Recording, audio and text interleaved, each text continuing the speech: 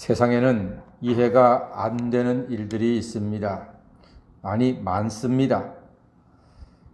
독수리가 자기 새끼를 절벽 위에 둥지에서 밖으로 밀어냅니다. 그럼 새끼는 살겠다고 사력을 다해서 날개짓을 합니다. 떨어지면서 아마 이 엄마가 미쳤나 할지 모르지만 하늘의 제왕 독수리는 그렇게 만들어집니다. 그 과정을 겪지 않고서는 하늘의 제왕이 될 수 없습니다. 요셉도 그렇게 만들어졌습니다. 하나님이 주신 꿈을 품고서 말했을 뿐인데 형들이 미워해, 애굽에 종살이해, 감옥살이까지 해. 여러분, 청년 요셉이라고 죽고 싶은 순간이 없었을까요? 아마 있었을 겁니다. 야, 이거 이렇게 살아서 뭐하나 싶을 때가 아마 한두 번은 있지 않았겠습니까? 사람이니까. 그러나 그는 그 고난 중에도 결국 하나님을 바라보고 범죄치 않고서 연단의 세월을 이겨냈습니다. 그래서 애굽을 살려내고 주변에 있는 많은 나라들을 가뭄으로부터 살려내는 참으로 위대한 하나님의 종이 되었던 것입니다. 우리도 그렇습니다. 내 생각에 이게 좋겠다 이렇게 할 때가 많습니다. 그래서 기도하면서도 하나님을 설득합니다. 하나님 이거 이렇게 해주셔야 돼요. 하나님 요거는요 요게 맞고요. 하나님요 그거는요 그렇게 하시면 안 되는 거예요. 하면서 하나님을 가르치듯 기도하는 사람들이 의외로 많습니다. 하지만 하나님께서는 기어코 하나님의 뜻을 이루시며 우리는 실패도 위기도 아픔도 겪게 됩니다. 그런데 놀랍게도 그 일들이 결국은 하나님의 뜻대로 이루어지는 것을 보게 되고 아하, 내 실패도 내 아픔도 내 눈물도 하나님의 뜻이 이루어지는데 꼭 필요한 한 조각 퍼즐이구나. 그렇게 고백을 할 수밖에 없는 것이 하나님의 주권 아래에 있는 우리들의 고백인 것입니다. 힘찬 날갯짓이 없는 독수리를 상상할 수 있겠습니까? 절벽에서 떨어지면서 사력을 다해서 엄마 하면서 날갯짓하는 그 독수리가 그 과정을 겪으면서 아하, 내가 옛날에 저기 떨어지면서 엄마 외쳤던 그 순간이 있었기에 내가 오늘 하늘을 나는 왕이 되었지 하면서 오히려 그 순간을 감사하게 될 겁니다.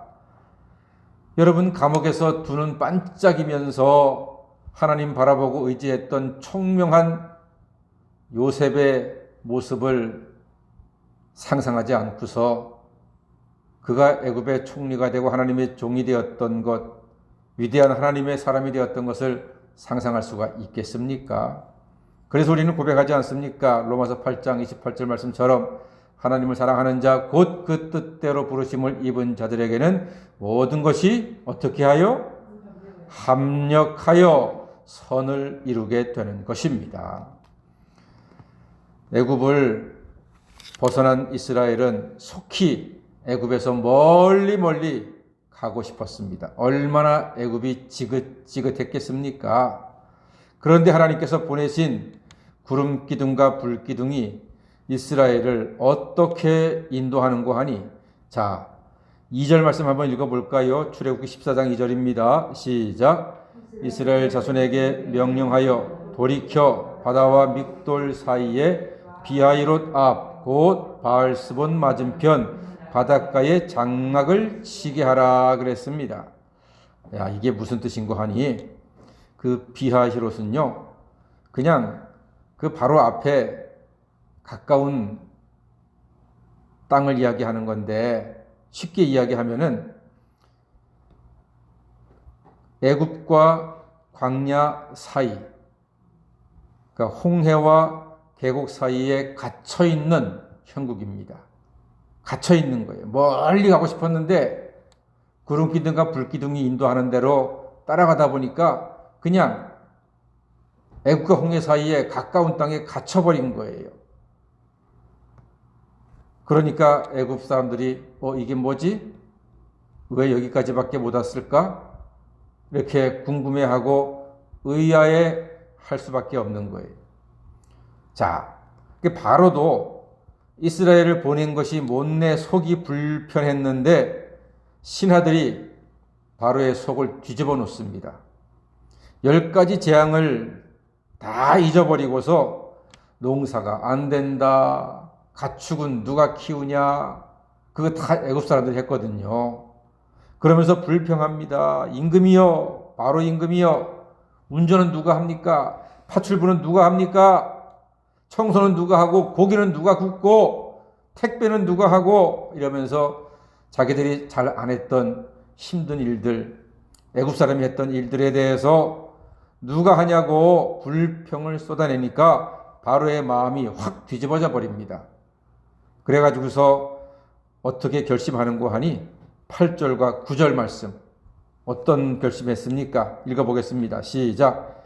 여호와께서 애굽 왕 바로의 마음을 완악하게 하셨으므로 그가 이스라엘 자손의 뒤를 따르니 이스라엘 자손이 담대히 나갔음이라. 애굽 사람들과 바로의 말들, 병거들과 그 마병과 군대가 그들의 뒤를 따라 바알스본 맞은편 비하히롯 곁 해변 그들이 장막 친 데에 미치니라 했습니다. 이스라엘로 말미암아 이스라엘이 보기에 정말 미칠 지경이겠죠. 애국 군대가 쫓아온 거예요. 다시 노예를 잡아가겠다고. 기가 막히죠. 이스라엘 입장에서도 빨리 멀리 도망가고 싶었는데 고작 홍해도 못 건너고 갇혀버린 신세가 되고 말았습니다. 하나님은 이스라엘을 애굽에서 구해내셨습니다. 이스라엘은 처음에는 신바람 났습니다. 그런데 하나님이 주신 구름기둥 불기둥을 따라가다 보니까 결과는 사면초가 갇혀버리고 마른 거예요. 이에 이스라엘은 온갖 불평과 원망을 쏟아냅니다. 그게 이제 10절, 11절, 12절에 그의 불평이 가득 차 있는데 한 가지만 볼까요? 자, 11절 말씀 한번 읽어보겠습니다. 시작. 그들이 또 모세에게 이르되 애굽에 매장지가 없어서 당신이 우리를 이끌어내어 이 광야에서 죽게 하느냐? 어찌하여 당신이 우리를 애굽에서 이끌어내어 우리에게 이같이 하느냐? 예. 그리고 12절 마지막에 보니까요, 세상에 애굽 사람을 섬기는 것이 광야에서 죽는 것보다 낫겠다. 이렇게까지 불평과 불만을 쏟아냅니다. 담대히 나왔다가 어려움이 오니까 급변하고 있는 이스라엘 백성들입니다.